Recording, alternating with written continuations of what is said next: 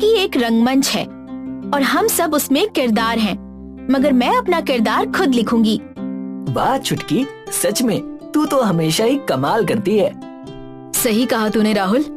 नेहा यार, तेरे बिना तो हमारा नाटक अधूरा है। तू जो करती है ना, वो और कोई नहीं कर सकता।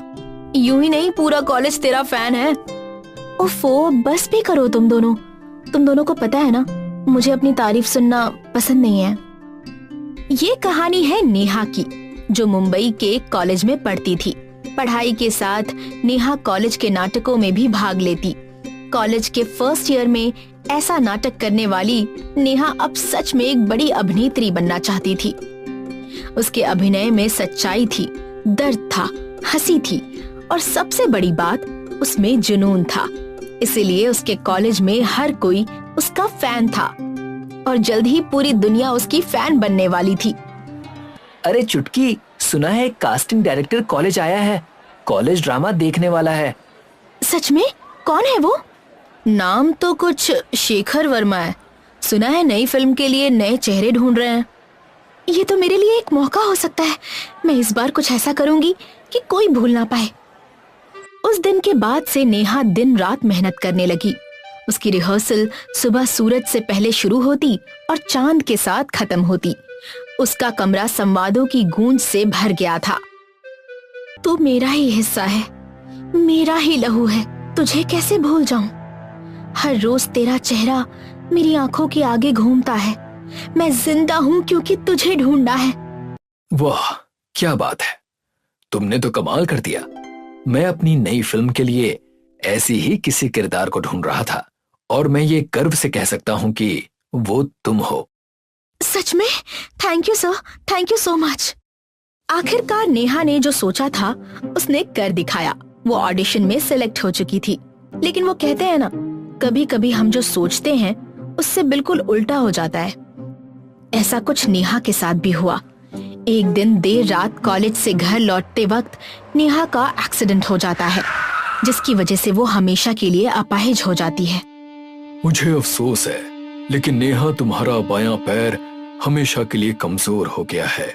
अब तुम पहले की तरह चल नहीं पाओगी। क्या इसका मतलब नाच, मंच, दौड़ना सब खत्म? चुटकी, तुम शांत हो जाओ। मैं जानता हूँ ये सब आसान नहीं है, लेकिन नहीं राहुल, तू नहीं समझ सकता। तुझे क्या पता मंच क्या है मेरे लिए? वो मेरी जिंदगी थी। अब मैं सिर्फ बोझ हूँ। सब खत्म हो चुका है, सब खत्म। जिसका डर था वही हुआ।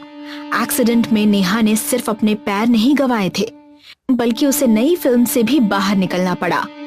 एक ही झटके में नेहा का सब कुछ छीन लिया गया था।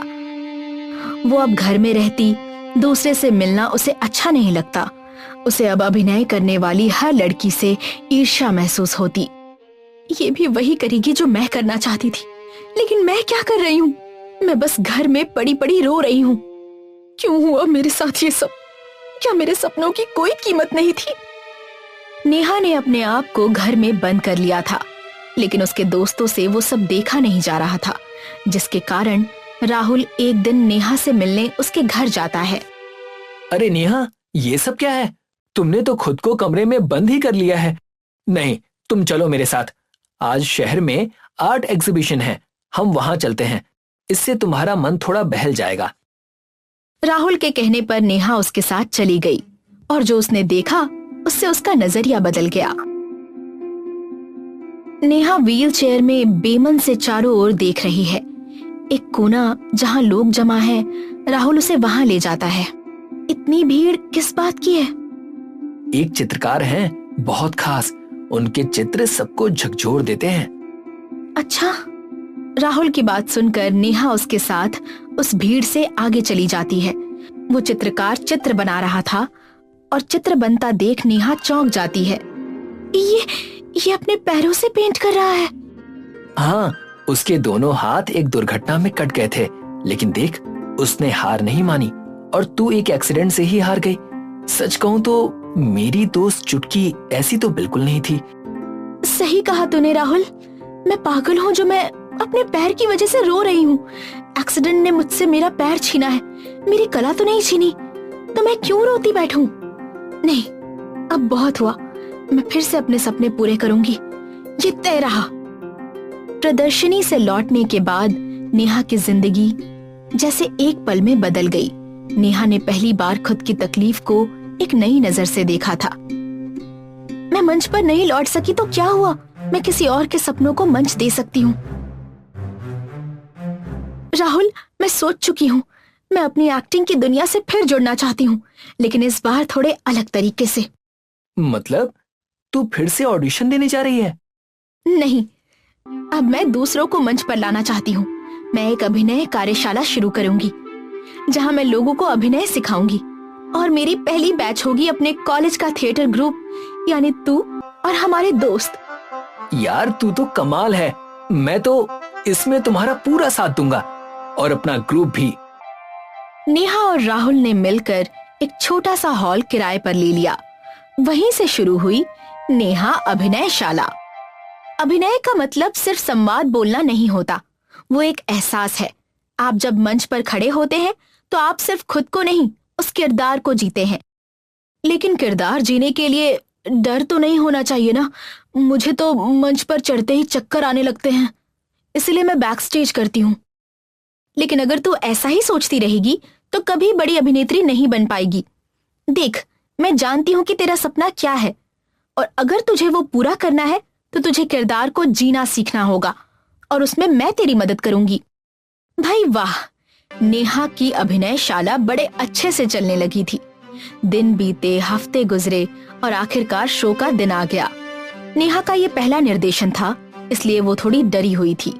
लेकिन जैसे ही नाटक शुरू हुआ, उसे देख लोगों की तालियां बरसने लगी।